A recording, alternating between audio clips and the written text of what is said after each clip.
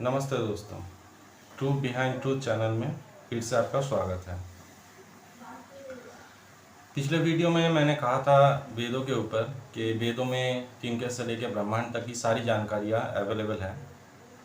तो आज वेदों से ही कुछ जानकारियाँ मैं देने की कोशिश करूँगा आप लोगों को। आशा करता हूँ ये तथ्य आपको अच्छे लगेंगे और मेरा ये प्रयास पुनः आपको वैदिक शास्त्रों के तरफ, वैदिक रीतियों के तरफ लाने का प्रयास करेंगे। तो मेरे पास ऋग्वेद है, ये ऋग्वेद संहिता है। ये मैं बंगाली हूँ तो मैं कोशिश करता हूँ ज़्यादातर जो मैं बुक्स लूँ वो बंगाली में मिल जाए। बहुत सारे नहीं मिलते हैं तो मुझे वो हिंदी में भी लेना पड़ता है। तो आज ऋग्वेद से ही कुछ जानकारी आपको देने की कोशिश करता हूँ। तो ऋग्वेद में अगर 1 नंबर मंडल में आप जाते हो, सूक्त नंबर 105, मंत्र 1, अंतरिक्ष में चंद्र, सूर्य, पृथ्वी सब वर्तमान है। उसी में 9 नंबर मंत्र, सूरज की 7 किरणें हैं, 7 रश्मियां हैं। उसी का 11 नंबर मंत्र, सिर्फ सूर्य में ही खुद की जो रोशनी है सिर्फ सूर्य में ही है, बाकी किसी ग्रह में नहीं है।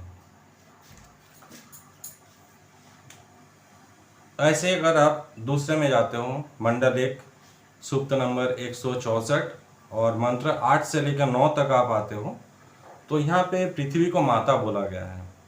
क्यों बोला गया है?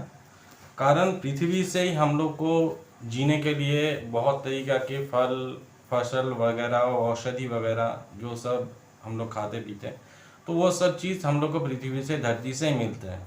तो इसी के लिए धरती को माँ कहा गया है, क्योंकि माँ हम लोग का पालन पोषण करती है और धरती भी हम लोग का पालन पोषण करती है अपने औषधीय तत्वों से, अपने पेड़ पौधों से, फल फूल से। ये सब धरती से ही पैदा होते हैं, ठीक है। वही इसमें धरती के अंदर जो पानी है उसका भी जिक्र यहाँ पे किया गया है। 8 से 9 नंबर मंत्र अगर आप पढ़ोगे मंडल 1 का सूक्त नंबर 164 में। मंत्र नंबर 47 में आते हैं, उसमें लिखा गया है सूर्य के रोशनी, सूर्य की जो किरण होता है, सूर्य के जो तेज होता है, उसके प्रभाव से जो जल होता है वो बाष्पीभूत होके आकाश बनते हैं और उस आकाश से बारिश होता है, ठीक है। 52 नंबर मंत्र में जाओगे, एक ही मंडल 1 सूक्त नंबर 164 और 164 का मैं बता रहा हूँ।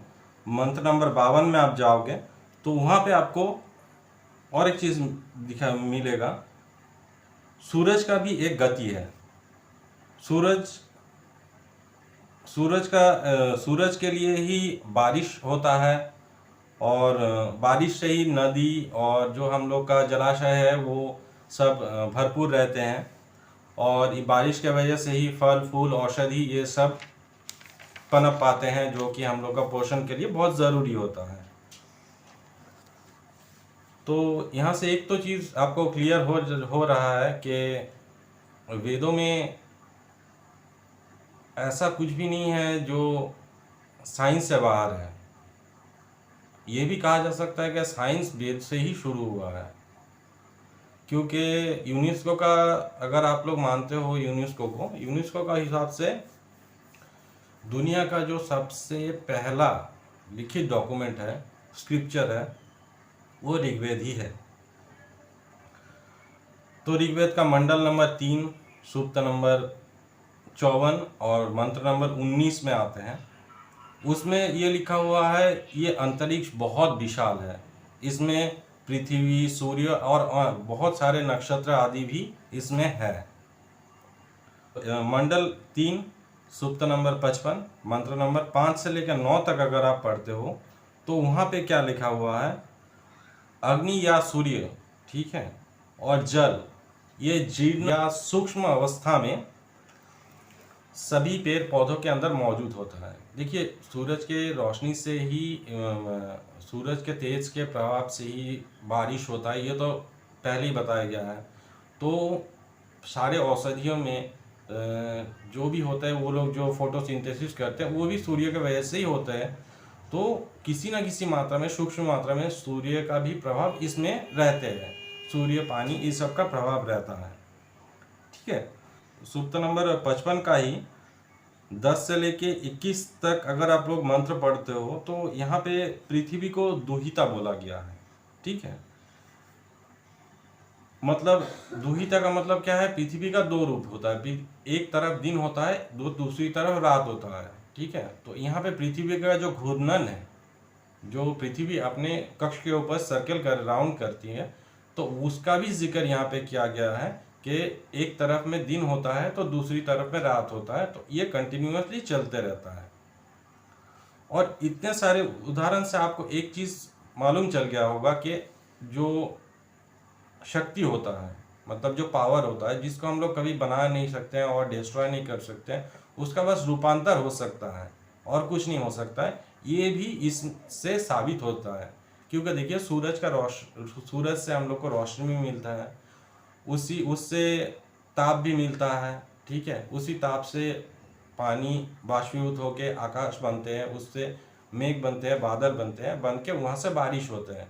तो यहाँ से ये चीज़ तो क्लियर हो रहा है कि सूरज का जो पावर है वो एक से लेके दूसरे चीज़ में रूपांतर हो रहा है, लेकिन ये डिस्ट्रॉय नहीं होता है। पावर को कभी डिस्ट्रॉय किया नहीं जा सकता है।